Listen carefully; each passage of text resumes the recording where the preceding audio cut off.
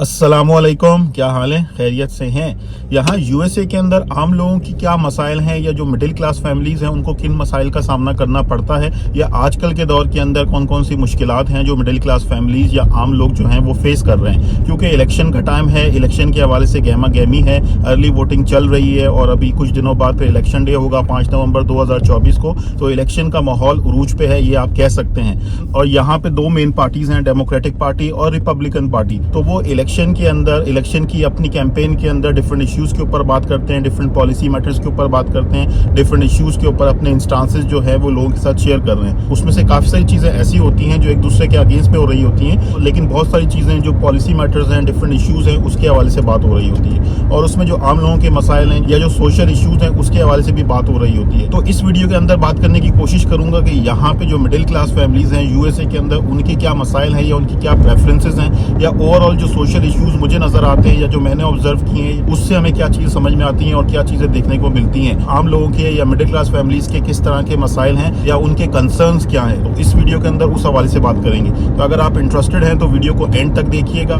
अच्छा, जो सबसे पहली चीज है जिसमें मेरा अपना भी एक्सपीरियंस है, मेरी अपनी भी ऑब्जर्वेशन है, जो किसी भी एक मिडिल क्लास फैमिली के लिए कंसर्न है यहाँ पे या हो सकती है, या जो आम लोग हैं उनके लिए कंसर्न हो सकती है, वो है इन्फ्लेशन। तो पिछले कुछ सालों के अंदर, खासकर कोविड के बाद से, जिस तरह से सारी दुनिया के अंदर महंगाई बहुत ज्यादा हुई, जो कमोडिटी के प्राइसेस हैं, जो आम चीज़ों के प्राइसेस हैं, इसके अलावा जो बाकी और जो चीज़ों के प्राइसेस हैं वो काफ़ी ज़्यादा ऊपर गए। तो इन्फ्लेशन बहुत ज़्यादा हुई है यहाँ यूएसए के अंदर भी। एक आम आदमी की बात करें तो उनकी जो ग्रॉसरी बिल्स हैं वो काफ़ी ज़्यादा ऊपर चले गए। अगर मैं आपको अपनी पर्सनल एग्जाम्पल दूँ तो मुझे पता है कि जो ग्रॉसरी मैं पहले शायद 50 या 60 डॉलर वीक के अंदर ले लेता था, अब वो ग्रॉसरी मुझे 100 डॉलर के अंदर भी शायद मुश्किल से मिले। यानी ये बहुत बड़ा फर्क है, तकरीबन एक डबल इम्पैक्ट आया है। ओवरऑल अगर आप इन्फ्लेशन की परसेंटेज को देखेंगे तो वो बहुत ज़्यादा नजर नहीं आएगी। आई थिंक उसमें डिफरेंट फैक्टर्स भी होते हैं, डिफरेंट चीज़ें होती हैं, मुख्तलिफ एरियाज़ के हवाले से बात हो सकती है।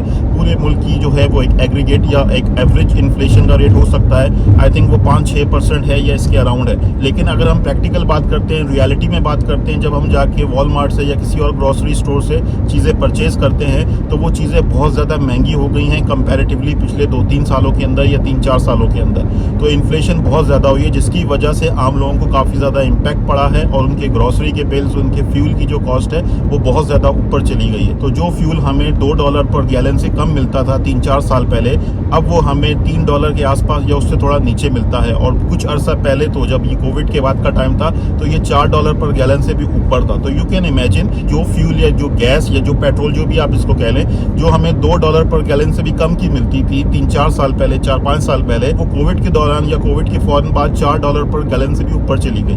तो ये कितना बड़ा फर्क था। लेकिन खैर अब वो काफ़ी ज़्यादा नीचे आ गई है। अब वो $3 या $3 से नीचे ही रहती है, यानी $2.5 और $3 के दरमियान, या $3 से कुछ थोड़ा बहुत ऊपर चली जाती है पर गैलन। तो ये भी स्टेट टू स्टेट वेरी कर सकता है। यहाँ पे जो प्राइसेस हैं वो अक्रॉस द कंट्री फिक्स नहीं होते और सेम नहीं होते। मुख्तलिफ जगहों के ऊपर, मुख्तलिफ गैस स्टेशन के ऊपर मुख्तलिफ प्राइसेस हो सकते हैं। अच्छा, अब इन्फ्लेशन की बात हो रही है तो इन्फ्लेशन के अंदर या महंगाई के हवाले से जिस चीज़ ने लोगों को इम्पैक्ट किया है, आम लोगों को इम्पैक्ट किया है, मिडिल क्लास फैमिलीज को इम्पैक्ट किया है, वो यहाँ पे घरों के प्राइसेस हैं। यहाँ पे लोग बहुत ज़्यादा मॉर्गेज को यूज़ करते हैं, मॉर्गेज के ऊपर अपने घर लेते हैं। कि मिडिल क्लास फैमिलीज़ के लिए जो घर होते हैं, जो छोटे घर हैं या दरमियाने साइज़ के घर हैं, वो काफ़ी ज़्यादा यहाँ पे मैटर करते हैं। तो उनके जो प्राइसेस हैं, खासकर जो छोटे घर हैं या जो यहाँ से वो स्टार्ट होते थे, ये जो दरमियाने साइज़ के घर हैं, जो मुनासिब साइज़ के घर होते हैं, उनके जो प्राइसेस हैं वो काफ़ी ज़्यादा इम्पैक्ट हुए हैं और काफ़ी ज़्यादा ऊपर गए हैं। और जहाँ तक मेरी ऑब्जर्वेशन है वो आई थिंक 50 to 100% जो है वो ऊपर चले गए। ये मेरी अपनी ऑब्जर्वेशन है। आप जब जाके ऑनलाइन सर्च करोगे, ऑनलाइन देखोगे कि भाई कितने प्राइसेस ऊपर गए हैं, तो शायद इससे मुख्तलिफ परसेंटेज होगी, क्योंकि वो शायद जो है वो उसमें हर तरह के घर या हर तरह के साइजेस के घर या मुख्तलिफ एरियाज़ के हवाले से बात हो रही होगी। लेकिन अगर जो मेरी ऑब्जर्वेशन रही है पिछले 3-4 सालों के अंदर, अगर मैं उसको देखता हूँ तो मुझे नज़र आता है कि यार यहाँ पे जो घर है, यानी जो हमारी रेंज में आते हैं या हमारी रेंज में आ सकते थे, जो छोटी फैमिलीज होती हैं, मिडिल क्लास फैमिलीज होती हैं, लोअर मिडिल क्लास फैमिलीज होती हैं, उस साइज़ की जो घर हैं उनके प्राइसेस काफ़ी ज़्यादा ऊपर चले गए हैं, जिससे मिडिल क्लास फैमिलीज को बहुत ज़्यादा इम्पैक्ट हुआ है। और इसका जो मेन रीज़न मुझे नज़र आता है वो डिमांड और सप्लाई का गैप है, और उसमें बहुत सारे इकोनॉमिक पॉलिसीज़ का भी जो है वो कंट्रीब्यूशन है। ऑब्वियसली जब कोविड आया था तो कोविड के बाद या उसके दौरान इंटरेस्ट रेट को काफ़ी ज़्यादा कम कर दिया गया। जब इंटरेस्ट रेट कम हो जाता है तो यहाँ पे बहुत बड़ी तादाद में लोग मॉर्गेज के ऊपर घर बाय करते हैं। तो जब इंटरेस्ट रेट एक तरह से कम हो जाता है तो लोगों को एनकरेज किया जाता है कि वो ज़्यादा से ज़्यादा फाइनेंसिंग करें और एक तरह से बोरोइंग करके या मॉर्गेज के ऊपर घर लें। तो ऑब्वियसली जब इंटरेस्ट रेट कम होगा, लोगों को नजर आएगा यार उनकी जो इंटरेस्ट कॉस्ट है, फाइनेंस कॉस्ट है, वो कम हो सकती है, तो वो फिर ज़्यादा से ज़्यादा परचेज करने की कोशिश करेंगे या फिर वो कर सकते हैं। और उसके साथ साथ कोविड के दौरान सप्लाई का भी मसला था, बहुत सारी चीज़ों के हवाले से मटेरियल की शॉर्टेज हो गई, तो जिसकी वजह से जो घरों की कंस्ट्रक्शन थी वो भी बहुत ज़्यादा कम हो गई या रुक गई। जब डिमांड और सप्लाई का गैप बढ़ा तो घरों के जो प्राइसेस थे वो बहुत ज़्यादा ऊपर चले गए।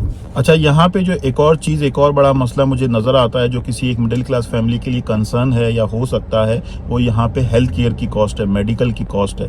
यहाँ पे हेल्थ केयर बहुत ज़्यादा महंगी है। अगर किसी के पास गवर्नमेंट की तरफ से दिया गया मेडिकेट का बेनिफिट नहीं है और उसको अपनी जेब से अपनी हेल्थ केयर कॉस्ट बेयर करनी है, तो फिर वो बहुत ज़्यादा परेशानी का बाइस हो सकती है उसके लिए, क्योंकि यहाँ पे जो हेल्थ केयर कॉस्ट है वो बहुत ज़्यादा है, वो आम लोगों को बहुत ज़्यादा इम्पैक्ट करती है। और बगैर इंश्योरेंस के यहाँ पे हेल्थ केयर को अफोर्ड करना बहुत ज़्यादा मुश्किल है और हो सकता है कि बहुत सारे लोगों के लिए नामुमकिन हो। यहाँ पे जो चार्जेस होते हैं, इवन अपने डॉक्टर का विजिट भी करना है, छोटा मोटा ट्रीटमेंट भी करवाना है, तो उसमें बहुत ज़्यादा बिल आ जाते हैं। और जिसके पास इंश्योरेंस ना हो, जो कि बहुत ही कम होता है, आई डोंट थिंक सो कि कोई बहुत सारे ऐसे लोग होंगे जो बगैर इंश्योरेंस के अपना इलाज करवा सकते हैं या करवाते होंगे। कम लोग होंगे जिनके पास इंश्योरेंस ना हो किसी न किसी वजह से। लेकिन अगर हम इंश्योरेंस के साथ भी बात करें तो एक तो इंश्योरेंस की कॉस्ट अच्छी खासी चली जाती है। अगर आपको अपनी जेब से इंश्योरेंस की कॉस्ट देनी है, मेडिकल इंश्योरेंस बाय करनी है, तो उसमें अच्छा खासा प्रीमियम चला जाता है। इवन अगर गवर्नमेंट के सब्सिडाइज रेट के ऊपर जो उनका हेल्थ केयर प्लान है, अगर उसको भी परचेज करें तो उसमें भी जो है वो अच्छे खासे पैसे चले जाते हैं। अगर आपकी एक नॉर्मल इनकम है, उसके हिसाब से वो चीज़ डिटरमिन होती है कि गवर्नमेंट आपको कितनी सब्सिडी देगी। और उसके बाद अगर आपने थोड़ा सा मुनासिब प्लान लेना है तो आपकी इंश्योरेंस कॉस्ट जो है वो ऊपर चली जाएगी, आपका मंथली प्रीमियम जो है वो ऊपर चला जाएगा। तो वो भी काफ़ी ज़्यादा जो मिडिल क्लास फैमिलीज़ हैं उनको इम्पैक्ट कर सकता है या नॉर्मली उनके लिए कंसर्न होता है। और इसके साथ साथ जब आपके पास इंश्योरेंस है भी तो कौन कौन सी कॉस्ट उसमें कवर होगी, कौन कौन से मेडिकल की ट्रीटमेंट उसमें कवर होंगी, ये वाली चीज़ भी देखने वाली होती है कि इसमें सारी चीज़ें कवर्ड भी हैं या नहीं है। और इसके साथ साथ जो आप नॉर्मल डॉक्टर का विजिट करोगे, नॉर्मल चेकअप्स करवाओगे, जो प्रिवेंटिव केयर के अलावा है, अगर कोई नॉर्मली बीमार हो जाता है तो उसकी को-पे क्या है, और साथ ही साथ अगर उसने कोई ट्रीटमेंट करवाना है तो उसका डिडक्टेबल क्या है। तो ये बहुत सारी चीज़ें होती हैं, बहुत सारे फैक्टर्स होते हैं हेल्थ केयर कॉस्ट के अंदर। इंश्योरेंस कॉस्ट के अलावा, इंश्योरेंस कॉस्ट के साथ साथ इसके अलावा भी बहुत सारे फैक्टर्स होते हैं। जब आप हेल्थ केयर कॉस्ट इनकर्ड करने जाते हो, जब आप डॉक्टर के पास जाते हो, अपना ट्रीटमेंट करवाते हो, तो उसमें और मुख्तलिफ चीज़ें हो सकती हैं। तो ये सारी चीज़ें भी मेरे लिए पर्सनली काफ़ी ज़्यादा मुझे परेशान करती हैं। मुझे काफ़ी ज़्यादा, मेरे लिए काफ़ी ज़्यादा ये चीज़ें जो हैं वो कंसर्निंग होती हैं। मुझे ये फिक्र रहती है, अगर मैं पर्सनली अपनी बात करूँ तो मुझे इस चीज़ के हवाले से काफ़ी ज़्यादा फिक्र रहती है कि यार मैं तो इंश्योरेंस कॉस्ट भी बेयर कर रहा हूँ और मैंने इंश्योरेंस भी ली भी है, उसके बाद भी बहुत सारी चीज़ों के हवाले से मुझे अपनी जेब से पैसे देने पड़ते हैं। इवन अगर थोड़ा बहुत बहुत सारी चीज़ों के हवाले से मुझे अपनी जेब से पैसे देने पड़ते हैं, तो ये मेरे लिए काफ़ी ज़्यादा तशवीश होता है। और जब भी कोई बंदा बीमार होता है घर के अंदर या कोई भी, और जब भी घर का कोई फ़र्द बीमार होता है और कोई ना कोई मसला होता है उसको, और उसको डॉक्टर के पास जाना होता है, तो मेरे दिल में हमेशा ये कंसर्न रहता है डेफिनेटली कि यार डॉक्टर के पास जाएंगे तो कितना खर्चा होगा, और अगर कोई ट्रीटमेंट करवाना पड़े, कोई टेस्ट करवाना पड़े, तो उस पर कितना खर्चा आएगा, क्या वो इंश्योरेंस कवर करेगी या इंश्योरेंस कवर नहीं करेगी। ये मैं आपको अपनी फीलिंग्स बता रहा हूँ। इंश्योरेंस कितना कवर करेगी, कितना मुझे अपनी जेब से देना पड़ेगा, कोई बहुत ज़्यादा हाई अमाउंट का बिल तो नहीं आ जाएगा। तो ये सारे कंसर्न रहते हैं दिल के अंदर। और आई थिंक बहुत सारे मिडिल क्लास फैमिलीज में लोग ऐसे होंगे या बहुत सारे आम लोग ऐसे होंगे जिनके ये कंसर्न होंगे यहाँ पे। तो मेडिकल या हेल्थ केयर की कॉस्ट और उससे रिलेटेड जो इंश्योरेंस की कॉस्ट है वो आम फैमिलीज के लिए, मिडिल क्लास फैमिलीज के लिए, आम लोगों के लिए कंसर्न ही है। और जैसे मेरे लिए, मैंने आपको बताया कि मेरे लिए ये चीज़ कंसर्निंग है, मुझे इस चीज़ के हवाले से फिक्र रहती है कि अगर डॉक्टर के पास जाना पड़ जाए तो कितना खर्चा होगा, कितना बिल आएगा। आम ट्रीटमेंट करवाना हो, नॉर्मल विजिट करना हो तो उसके लिए कोई पैसे देने पड़ेंगे, या कोई चेकअप करवाना है, कोई टेस्ट करवाने हैं, या कोई और ट्रीटमेंट करवाना है तो उस पर कितना खर्चा आएगा, उसके हवाले से एस्टीमेट ले लें, उसके हवाले से बात कर लें। तो इन चीज़ों के हवाले से फिक्र रहती है मुझे पर्सनली, और आई थिंक मेरे जैसे बहुत सारे और लोग होंगे यहाँ यूएसए के अंदर जिनको इस चीज़ के हवाले से कंसर्न रहती होगी।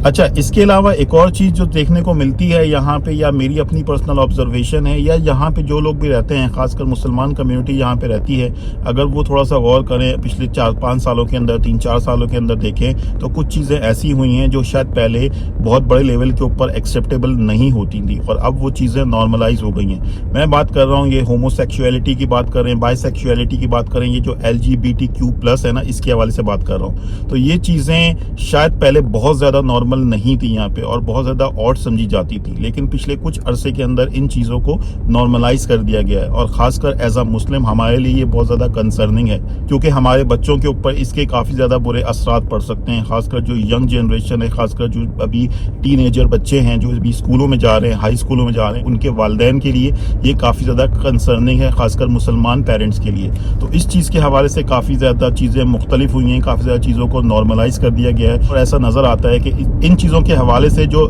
लिबरल व्यूज़ हैं वो काफ़ी ज़्यादा प्रिवेल कर रहे हैं और चीज़ों को बहुत ज़्यादा नॉर्मलाइज किया जा रहा है और अलाउ किया जा रहा है, जो कि बहुत ज़्यादा अनफॉर्चुनेट है और काफ़ी ज़्यादा पस्ती का मकाम नज़र आता है। वेस्टर्न कल्चर है उसके अंदर भी शायद अगर हम कंजर्वेटिव व्यूज़ की बात करते हैं या जो ट्रेडिशनल जो व्यूज़ हैं उसके हवाले से बात करते हैं, आई डोंट थिंक सो कि वो भी इसके हवाले से काफ़ी ज़्यादा सेटिस्फाई होंगे। ये मेरा एक अपना पर्सनल व्यू है और आई थिंक बहुत सारे लोग यहाँ पे लोकल यूएस के जो अपने नेटिव्स लोग हैं, जो ट्रेडिशनल वैल्यूज़ को प्रिवेल करवाना चाहते हैं, जो ट्रेडिशनल वैल्यूज़ को रखना चाहते हैं, जो जिनके कंजर्वेटिव थॉट्स हैं, उनकी भी किसी ना किसी लेवल के ऊपर, कम लेवल के ऊपर, ज़्यादा लेवल के ऊपर इसके हवाले से कंसर्न होगी। ये मेरा एक अपना ओपिनियन है। अच्छा, जो लिबरल व्यूज़ के लोग हैं यहाँ पे वेस्ट के अंदर, उनके लिए चीज़ें काफ़ी ज़्यादा ओपन माइंडेड किस्म की, काफ़ी ज़्यादा मॉडर्नाइजेशन वाली चीज़ें हो सकती हैं और बड़ी ओपन माइंडेड सोच हो सकती है, लेकिन एज अ मुस्लिम हमारे लिए ये चीज़ काफ़ी ज़्यादा कंसर्निंग है और ये चीज़ काफ़ी ज़्यादा मुश्किलात पैदा कर सकती है बाकी भी यहाँ पे आम आवाम के लिए।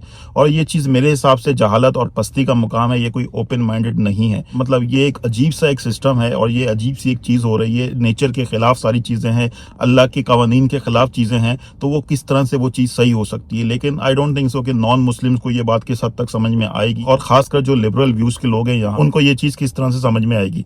तो ये एक चीज़ है यहाँ पे अनफॉर्चुनेट है। तो एज अ मुस्लिम पेरेंट हमारी ये जिम्मेदारी है, खासकर यूएसए के अंदर रहते हुए या वेस्ट के अंदर रहते हुए, किसी और यूरोपियन कंट्री के अंदर रहते हुए, कि हम इन सारी चीज़ों के हवाले से अपने बच्चों को अवेयरनेस दें, उनके ऊपर नज़र रखें, इन सारी चीज़ों के हवाले से मेक श्योर करें कि कोई भी इस तरह की कोई ख़राबी हमारे कम्युनिटी के अंदर, हमारे घरों के अंदर इस तरह की कोई चीज़ ना हो। इस हवाले से बहुत ज़्यादा केयर करने की ज़रूरत है, खासकर जो मुस्लिम पेरेंट्स हैं उनको, जो वेस्ट के अंदर रहते हैं। अच्छा भाई, तो ये कुछ इश्यूज़ हैं, ये चंद एक इश्यूज़ हैं जो एक आम आदमी के हो सकते हैं, मिडिल क्लास फैमिलीज़ के हो सकते हैं, या यहाँ पे जो एक आम अमेरिकन है उसके लिए कंसर्निंग हो सकते हैं। इन चीज़ों के हवाले से थोड़ी सी मैंने इन्फॉर्मेशन देने की कोशिश की, जो मेरी अपनी पर्सनल इन्फॉर्मेशन है, नॉलेज है, या जो मेरे अपने ओपिनियंस हैं, अपनी ऑब्जर्वेशन है, वो मैंने आपके साथ शेयर की। अगर कोई देखने वाला यहाँ यूएसए के अंदर रहता है तो वो अपने कमेंट्स भी शेयर कर सकता है कमेंट करके। सो ठीक है, thank you very much, good bye, अल्लाह हाफिज।